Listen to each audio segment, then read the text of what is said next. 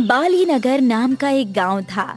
वहाँ हमेशा झगड़े, लड़ाई और गांव के लोगों में अनबन हुआ करती थी।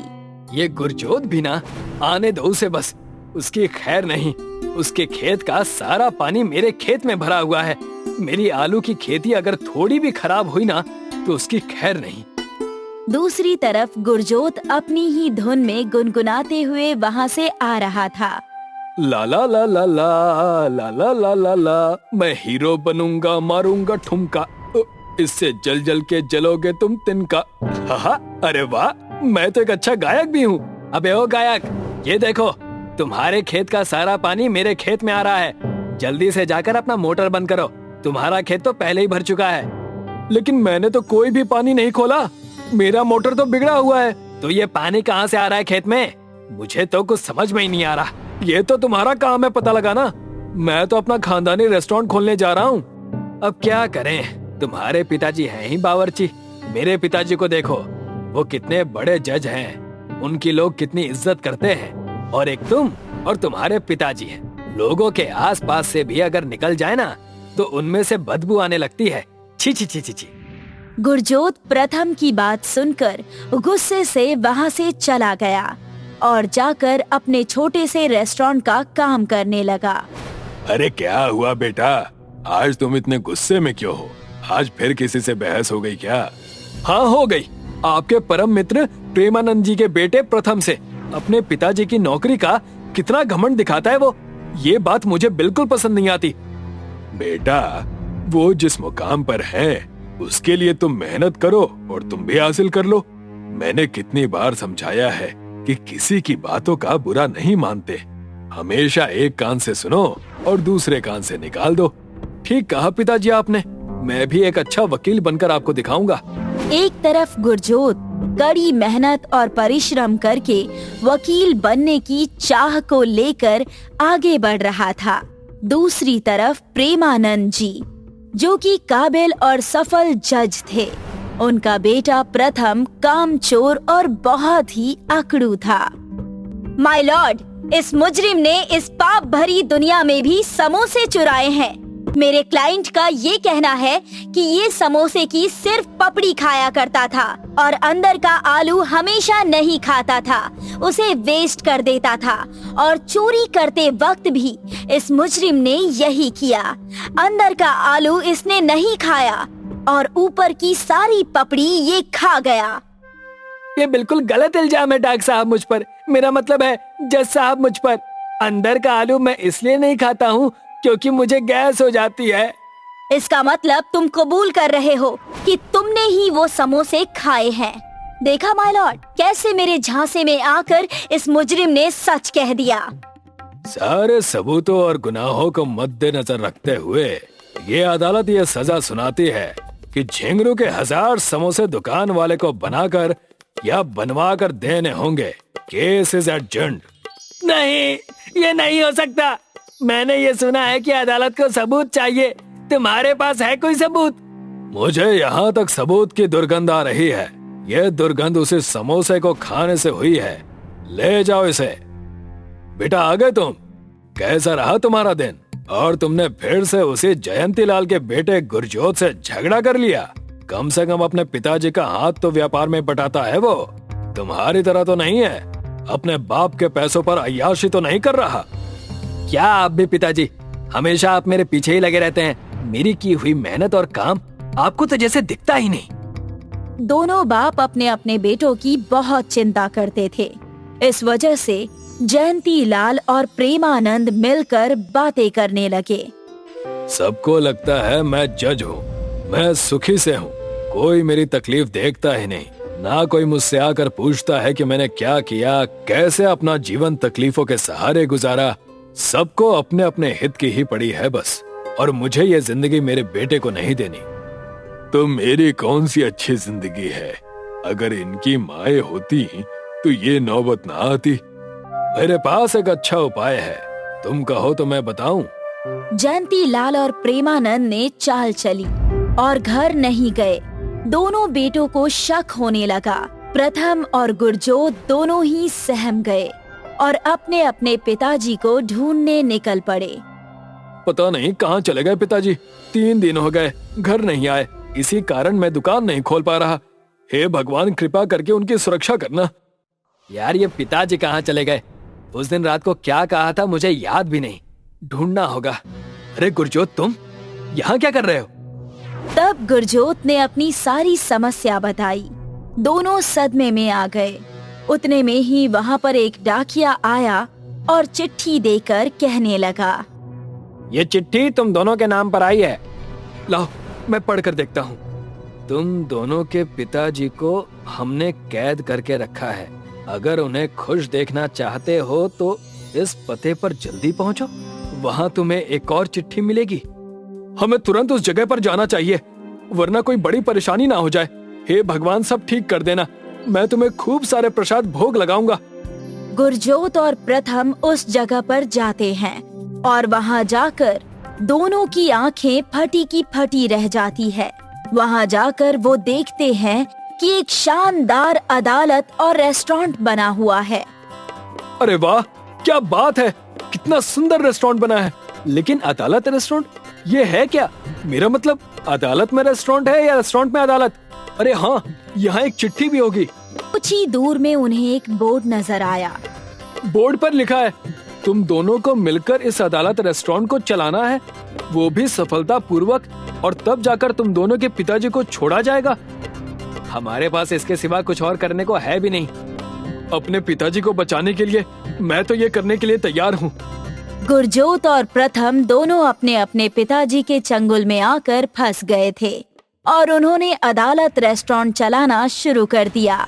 देखते ही देखते 6 महीने बीत चुके थे। अदालत रेस्टोरेंट के बारे में पूरे शहर में चर्चा होने लगी थी। तुम्हारे साथ काम करके मुझे पता नहीं क्यों अच्छा लग रहा है। हम बचपन से एक दूसरे को जानते हैं, लेकिन कभी हमने ये काम नहीं किया। अब मैं समझ चुका हूँ कि कोई छोटा या बड़ा नहीं होता। मैं भी वकील बनकर रह गया। हम इस व्यापार को और आगे ले जाएंगे। गुरजोत और प्रथम बात कर ही रहे थे कि वहाँ पर उन दोनों के पिताजी आ गए। दोनों अपने अपने पिताजी को देखकर हैरान थे। पिताजी, आप कैसे हैं? आप कहीं आपको कोई चोट तो नहीं लगी ना? मैं बिल्कुल ठीक हूँ, बल्कि हमने ही ये साजिश रची थी और हमने इन 6 महीनों में कई सारे तीर्थ किए। ये प्रसाद अगर तुम अदालत रेस्टोरेंट के खाने में मिलाओगे तो वो 2 गुना ज्यादा चलेगी। ये एक दिव्य शक्तियों वाला प्रसाद है, जादुई प्रसाद। हम बिल्कुल ऐसा ही करेंगे पिताजी। सब कुछ अच्छा हो ही रहा था कि वहाँ पर कुछ डाकू आ गए। पिताजी, अब ये कैसा मजाक है? इन डाकुओं ने हमें क्यों घेरा हुआ है? कहीं आपके नाटक का ये भी तो कोई हिस्सा नहीं है ना? कोई मजाक नहीं है बेटा, मैं भी इन्हें नहीं जानता। चपड़ चपड़ बंद करो और मेरी बात सुनो। तुमने ही मुझे 20 साल की सजा दी थी, इसीलिए मैं तुम्हें छोड़ूंगा नहीं। हाँ, बड़ा जज बनते हो ना, यहाँ हलवाई बने हो, कलाकार हो क्या? तुम सब ऐसा नहीं कर सकते। तुमने पाप किया, इसीलिए उन्होंने तुम्हें सजा दी। अबे पिल्ले, तुम मुझे सिखाएगा क्या करना है क्या नहीं? दफा हो जाए यहाँ से। डाकू और दोनों लड़के बहस कर ही रहे थे कि जयंती लाल ने अपने बैग से लाल मिर्च निकाली और अपने हाथों को पंखे की दिशा में घुमा दी। पंखा इतनी तेज चला। मम्मी, बचाओ बचाओ! ये क्या कर दिया? मेरी आंखें जल रही हैं। हे भगवान! तब तक प्रथम और गुरजोत ने उन्हें एक पुलिस के हवाले कर दिया। अब से तुम दोनों हंसी खुशी रहना, मिलजुल कर, और ऐसे ही डट कर सबका सामना करना। इस घटना के बाद दोनों बहुत ही खुशी खुशी रहने लगे और अपनी जिंदगी सुख से बिताने लगे। लाजपुर नाम का एक गांव था, जहां राकेश नाम का एक ऑमलेट बेचने वाला रहता था। राकेश अपने ठेले पर ऑमलेट और उबले हुए अंडे बेचता था। राकेश की गोल मटोल आकृति और अंडे का धंधा होने के कारण गांव के लोग उसे मजाक में अंडा कहकर बुलाते थे। अंडा भैया, जरा 2 ऑमलेट और 2 उबले हुए अंडे लगा देना। धर्मपाल भाई, बस अभी 2 मिनट में लगाता हूँ। ये बताओ, तुम्हारी बहू की तबीयत अब कैसी है? बुखार उतर गया या नहीं? हाँ, पिछले कुछ दिनों से थोड़ा आराम तो है, मुझे तो ये भी नहीं पता कि असलियत में बीमार है या बीमारी का नाटक कर रही है। इन पत्नियों का कोई भरोसा नहीं अंडा भाई। राकेश के मिलनसार व्यवहार के कारण लोग उसकी दुकान पर अंडे खाना पसंद करते थे। राकेश ठंडी के दिनों में अच्छी कमाई कर लेता था। रात में घर लौटने से पहले वह अपनी पत्नी के लिए एक विशेष ऑमलेट जरूर बनाता था। नंदिनी, लो, सबसे अंत में प्यार से बनाया गया ऑमलेट सिर्फ तुम्हारे लिए। थैंक यू अंडा जी। अब कम से कम तुम तो मेरे नाम का मजाक मत बनाओ। ज्यादा अमीर ना होते हुए भी राकेश खुशहाल जीवन बिताता था। राकेश के पड़ोस में पंकज नाम का एक चाट बेचने वाला रहता था। पंकज बहुत आलसी था। किसी दिन चाट का ठेला लगा लेता तो किसी दिन पड़ा पड़ा सोता रहता। उसकी पत्नी उसे लात मार मार कर जगाती थी। अरे ओ राजकुमार, उठ जाओ, आज घर में खाने को कुछ नहीं है। अगर मुझे पता होता कि तुम इतने आलसी हो तो कभी मैं तुमसे शादी नहीं करती। पंकज अगर नहीं उठता तो उसकी पत्नी उसके मुंह पर भैंस का गोबर डाल देती थी, क्योंकि मुंह धोने के बहाने तो तुम उठ भी जाओगे, वैसे तो उठने वाले नहीं हो। जरा अपने पड़ोसी अंडा भैया को देखो, मात्र ऑमलेट बेच बेच कर ही घर संभलवा लिया। हमारा घर अभी भी वैसा ही खस्ता हाल है। अभी जब बरसात आएगी तो लिंटर टपकने लगेगा, फिर तुम्हें ही पानी के नीचे सुलाऊंगी। पंकज राकेश के सामने ही अपना चाट का ठेला खड़ा करता है। वह चाट बनाने के लिए 3-4 दिन पुराने बचे हुए छोले का इस्तेमाल करता। चाट में बहुत बुरी महक आ रही है, इसका स्वाद भी खट्टा लग रहा है। तुमने ही तो खट्टी खटाई डालने को कहा था, अब चाट खट्टी नहीं तो क्या मीठी लगेगी? मैं नहीं खा रहा इस चाट को, इससे अच्छा तो अंडा भैया की ऑमलेट खा लेता हूँ। पंकज के खराब माल और अकड़ू स्वभाव के कारण ग्राहक उसके ठेले पर रुकते ही नहीं थे। वे उसका ठेला छोड़कर राकेश की दुकान पर अंडे खाने चले जाते। एक रात पंकज जब घर पहुंचा तो उसकी पत्नी बोली, आज 2-4 रुपए कमाए या नहीं? मुझे पैसे दो, सब्जी लेकर आनी है। इतनी रात बीत गई और तुमने अभी तक खाना ही नहीं बनाया, मेरा लौटने का इंतजार कर रही हो। जब सब्जी ही नहीं थी तो खाना किस चीज से बनाती? पैसे दो। मेरे पास पैसे नहीं हैं। पंकज की पत्नी गुस्से में घर छोड़कर चली जाती है। ये सब उस अंडे की वजह से हो रहा है। अगर वो मेरा पड़ोसी ना होता और मेरे सामने अपना ठेला ना लगा रहा होता तो ग्राहक मजबूरी में मेरी चाट खाते, चाहे मैं कितना भी पुराना माल इस्तेमाल करता। अंडे के धंधे का कचूमर निकालना पड़ेगा। एक रात जब राकेश और उसकी पत्नी शादी में गए हुए थे तो पंकज उनके घर में घुस गया। उसने राकेश के घर पर रखे सैकड़ों अंडे के ट्रे ठेले पर रखे और पूरा ठेला पहाड़ी पर ले जाकर सीधे खाई में फेंक दिया। राकेश अगले दिन जब शादी से लौटा तो उसने देखा कि सारा माल और ठेला गायब है। राकेश और उसकी पत्नी ने सोचा कि उनके घर डाका पड़ गया। दोनों बेचारे पूरे दिन दरवाजे पर बैठकर रोते रहे। सुनिए जी, इस तरह हाथ पर हाथ रखकर बैठे रहने से कुछ नहीं होगा। चलिए चलकर ठेला ढूंढते हैं, क्या पता कहीं कोई सुराग या निशानी मिल जाए। दोनों लोग माल और ठेले की तलाश में इधर उधर भटकने लगे। वे रात होने पर भी गांव में भटकते रहे, लेकिन उन्हें कुछ भी नहीं मिला। आखिरकार जब वे निराश होकर घर लौट रहे थे तो उन्हें जंगल से ऐसी आवाज आई कि जैसे कोई बड़ा पत्थर जमीन पर गिर गया हो। दोनों जंगल में गए तो उन्होंने देखा कि एक विशाल अंडा कहीं से जमीन पर गिरा है। इतना बड़ा अंडा तो मैंने आज तक नहीं देखा। इसके आकार को देखकर लगता है कि ये किसी बहुत बड़ी मुर्गी का अंडा है। राकेश ने एक बड़ी सी ट्रॉली का इंतजाम किया और अंडे को अपने घर ले आया। अंडा तो हम ले आए, लेकिन इतने बड़े अंडे का इस्तेमाल क्या होगा? अगर इसे तोड़ा गया तो इसका सारा तरल बाहर निकल आएगा। इसे पूरा तोड़ना बेवकूफी होगी। राकेश सीढ़ी से अंडे के ऊपर चढ़ा। और उसने छेनी और हथौड़े से अंडे में एक छोटा सा छेद किया। अंडे में छेद होते ही उसका तरल फव्वारे की तरह बाहर निकलने लगा। राकेश ने अंडे पर एक पाइप और टंकी लगा दी। पाइप और टंकी के सहारे से अंडे का तरल जरूरत के हिसाब से बाहर निकाला जा सकता था। राकेश ने दोबारा अपना धंधा शुरू किया।